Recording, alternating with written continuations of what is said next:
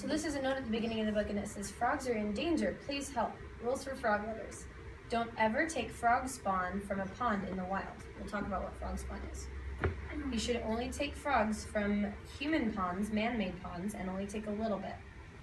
And when you take your frogs, or when your frogs are done growing, take them back to the pond they came from. So this is if you guys want to grow your own frogs, which I've done that before, and I think it's pretty cool. Growing frogs. Once when I was little, my mom read me a story about a frog that grew bigger and bigger and bigger. Afterward, Mom asked me if I'd like to watch some real frogs growing. I know where there's a pond with lots of frogs' eggs in it, she said. We could bring some home. I was frightened. What does frightened mean? Like, she was, like, scared, like, of the frog. Like, really scared, huh? Okay. I don't want any frogs jumping around and getting bigger and bigger and bigger, I said. But Mom gave me a hug. It's only a story, she said. Even when our frogs are grown up, they'll still be smaller than my hand. Oh, I said, okay.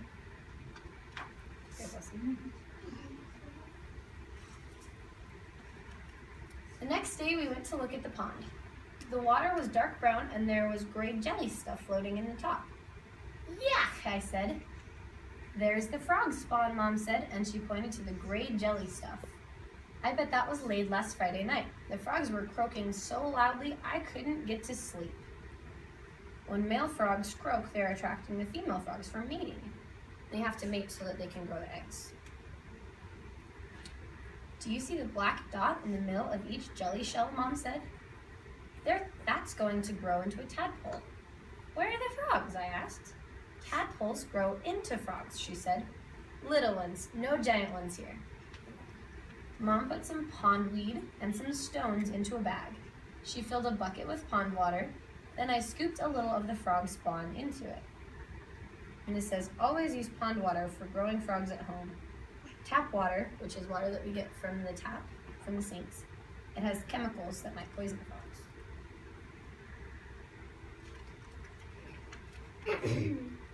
When we got home, we put everything into a big fish tank in the kitchen. The cat kept peering at it, so we had to put a wire net over the top. I counted 27 little black dots. Each dot was inside its own jelly shell. The tank needs to be kept somewhere that's cool and away from sunlight, so that it doesn't hurt the frog eggs. Every day when I woke up, I went straight downstairs to look at the frog spawn. The little dots grew into bigger dots, and tiny little curls.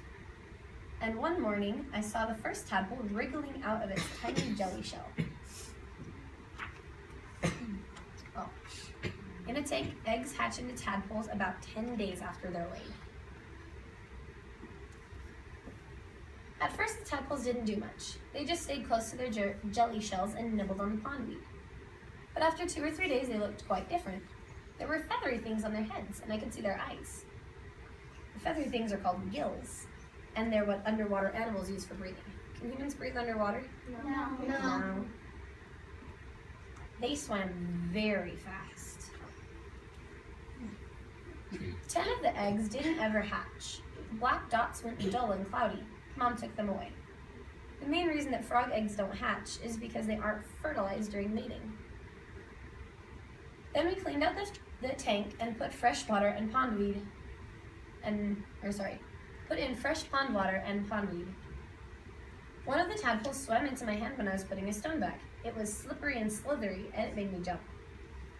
After the tadpoles hatch, the water needs to be changed at least twice a week. After a while, I got used to having the tadpoles, so I didn't look at them as often. When Mom told me their little feathery things had disappeared, I didn't believe her, but it was true. Tadpoles have gills on the outside of their bodies at first, then they grow gills on the inside of their bodies, and the outside ones disappear.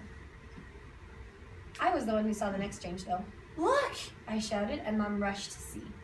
Some of the tadpoles had grown 2 little bumps. Mom said the bumps would grow into back legs.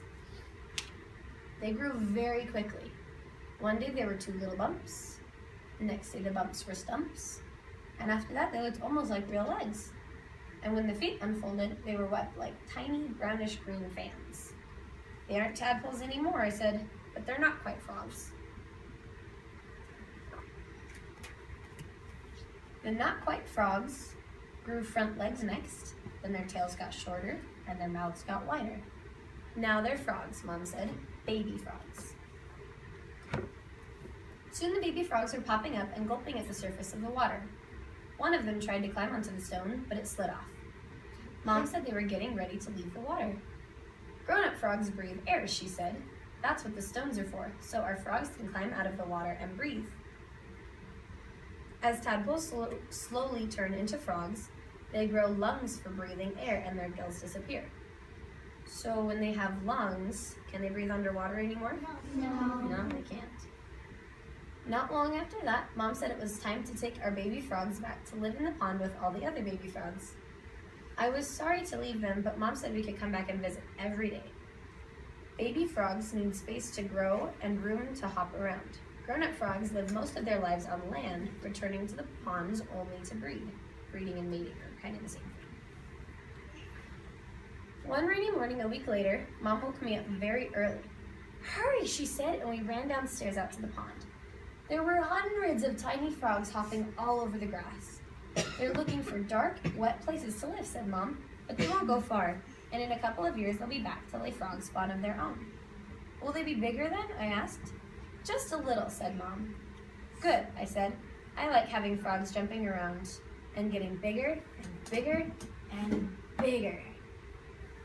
And that's the end.